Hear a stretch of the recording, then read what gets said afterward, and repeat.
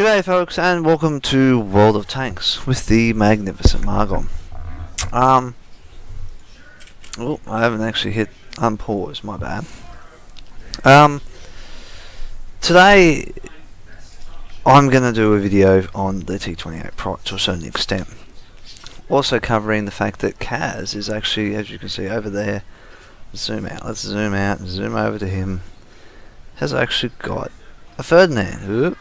Where are we? Come on. There we go, the Ferdinand. German fixed turreted Tier 8 TD. Now, all in all, lately Kaz and I have noticed that using a fixed turreted and a swivel turreted TD can work quite well together. I'm able to cover those shots that he can't get to because he's got to turn his whole tank, whereas I only have to turn my turret, and I can generally cover the two of us by doing that and keep it at bay. So he's only just got the Ferdinand. He hasn't really upgraded anything too much on it, so it's not great. Now the only problem is we've played quite a handful of different battles now together, but at the same time, the prot and the Ferdinand are probably two of the slowest tanks in the game. It's difficult. A lot of the time we can have some great battles, other times we can have some shockers, but most of the time either the team has fallen apart so quickly that it's just him and me stuck halfway across the map because we haven't even got the full way across the map. Now this isn't one of those battles. Both of us have agreed that because of the circumstances, going to the northern flank is probably better for us. Much better positioning, and a much better chance to actually be useful for our team, and use our strong guns that we are given to actually do and inflict a decent amount of damage to tanks. Only thing is, the enemy team is not willing to step out into the firing range. Now that 1375, as I was saying in other videos, he is doing a great job, and I commend him for what he's doing. He's only a tier 7 tank in a tier 9 battle, but as I always say to people in light tanks, try not to just rush out there like a lunatic. Don't waste your tank. Okay, he is calling for help. He's got plenty of good backup behind him. We need the enemies to come out, just like what this E1 is doing right now. He's just put himself in a very, very sticky position. Coming out like this gives us plenty of time to plant him with good shots. 1375 just needs to keep himself alive while the rest of us knock him out for him. And now he's lost a bit of health, but he hasn't died, so he just has to pull back into cover and protect himself and become our eyes again. And this is what it is about the light tanks. A lot of the time you have people that just soar off ahead, and that's why I'm saying protect your light tanks. You are a key and pinnacle thing for our team.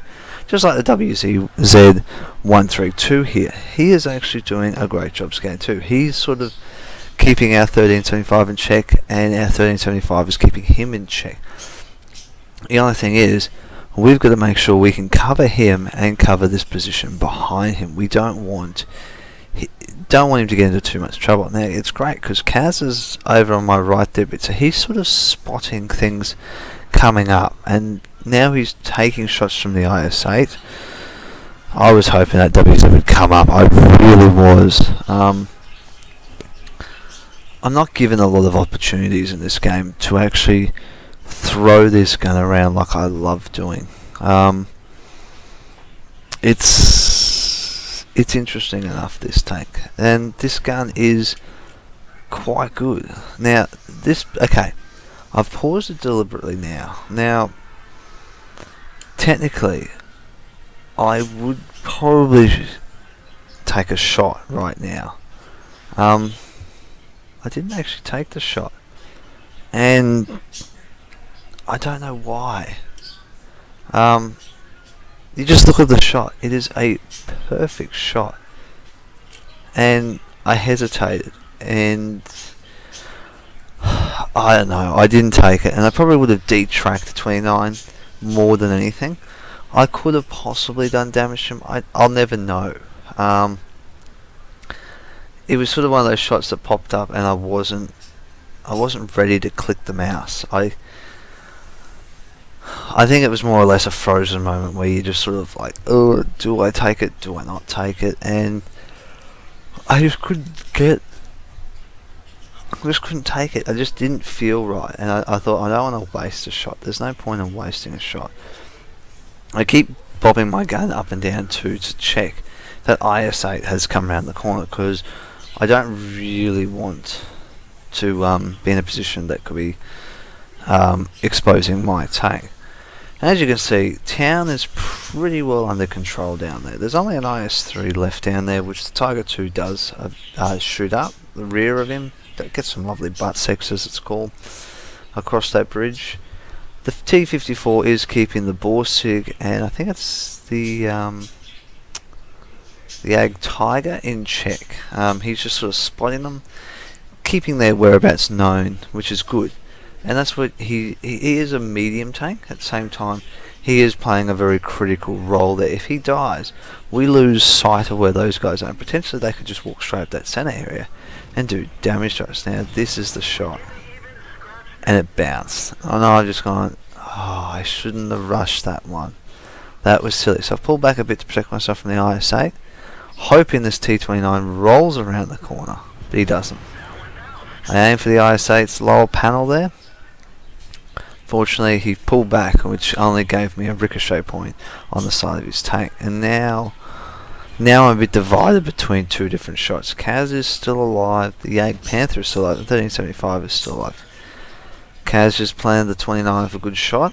The IS-8, he's not coming around far enough for me to plant shots into him. So it's now a game of juggling my gun. So I've kept it centralised so I can pick a target quickly and fire upon it. I'm pretty sure the 29 is going to be the one that I have to shoot at. The IS-8 is playing a little bit cool, and rightly so.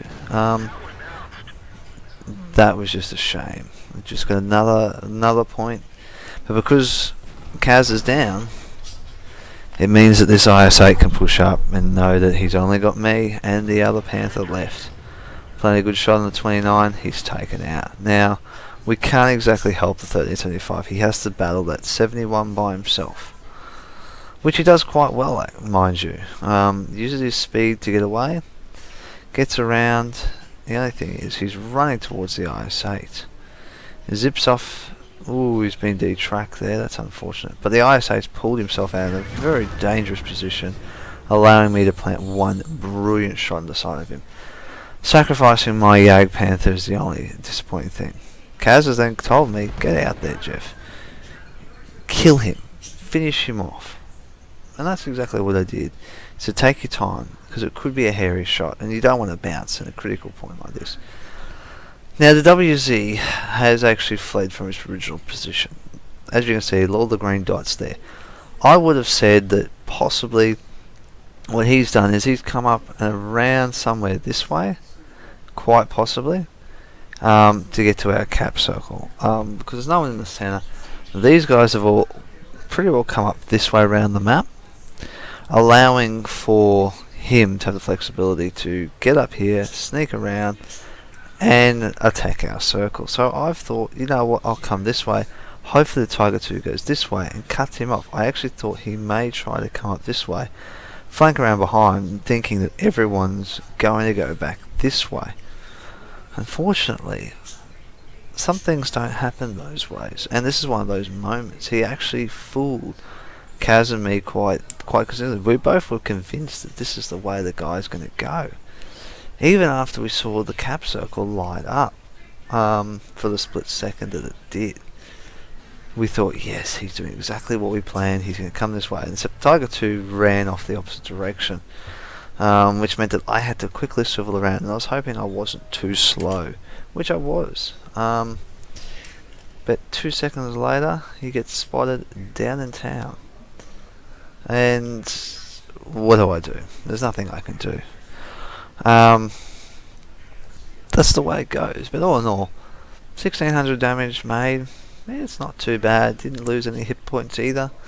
And kept a force, quite a large force, at bay. And mind you, some decent players too. Like, there are a lot of very experienced players on the opposite team.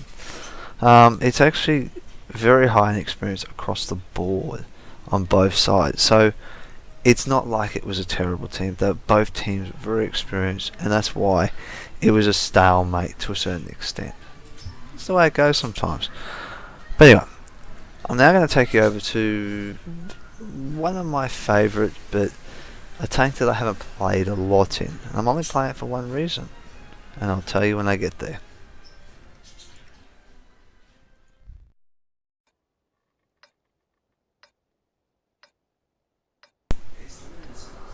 Alright guys, Churchill I. You're probably all wondering why I've using or jump back into the Churchill I. I don't know why, but back probably 8 or 9 months ago when I started playing World of Tanks, I had the Churchill I. Now I have lost a lot of the videos back then, but I actually played, well, in some ways I look back now terribly, but good at the time. Average damage that I would do with this tank back then was probably about 300, if that. So not very much sort of contributing to the team at all. Reasons for going back, I don't have a lot of tanks I really want to play at this point in time. Like, Kaz has got his BDR that he's playing. Fair enough, he's now playing French heavy tanks. Good on him. I'm thinking of going down China. Don't really want to play French tanks at the moment. Don't know why. Chinese one just seems where I want to go next and get the Chinese heavy tanks, something like that. As you can see, coming down the heavy corner, we've got an SU 85B here and a T50. T50 is not too bad, but I didn't realise how strong this gun really is. The rate of fire is brilliant at the same time. And as you can see, I'm side scraping the corner. The frontal armour on this thing is about 150 odd. It's actually quite strong in the Churchill I. Churchill 7, you actually get a downgrade in the whole armour, which is quite interesting. Don't know why that is, but it is. Only thing is, this tank you spend a lot of time being detracked. Now this is the thing that both Kaz and I didn't enjoy. We were ready to go around this corner, use the KV-220 as a support wagon, and get either side of the buildings while he went man mode on these guys. He didn't actually go man mode like we hoped, which did cause us problems because we couldn't get past, because I would have to go too sideways, expose too much of my tank and get destroyed. Kaz would have to do the same thing too. Both the BDR and the Churchill don't have a lot of side armour. However, side scraping with these things can be a great thing. So it's one of those things you've really just got to take a trade-off. So reasons for playing this again is I really want to get the gun carrying Churchill. Don't know why. It's just something I'd like to be able to say, hey, I've got it, it's in my garage. I probably won't actually play it. Bit of a pot shot there. Now, the Chinu sitting here, I don't know what he was watching, what he was actually doing, but how he didn't realise I was here was interesting to say the least. I don't know what he was doing. Pull back forward, he hits the rock, I pull back, okay, cool. Take my time, plant the shot into him, that's it. Now the Churchill I's coming back. I aim, I detrack him, which keeps him exposed to me to play another good shot into him, finish him off. I've been hit by the M3 Lee there, and he's hit my track, which is fine. I don't mind, so side scrape for him, and that's it. And this game was over before it started. It was actually really disappointing. I actually thought the Keyho would take out the SU-26 and allow me to shoot him, but in the end the scumbag actually, I think he shotgun him. No, he didn't. I thought, oh, yeah, I've got him now, but as I was saying, the Stug 3 Got you. Now I hit the wrong button and actually stopped the recording of the narration. But hey, that's the way it goes. So guys, look,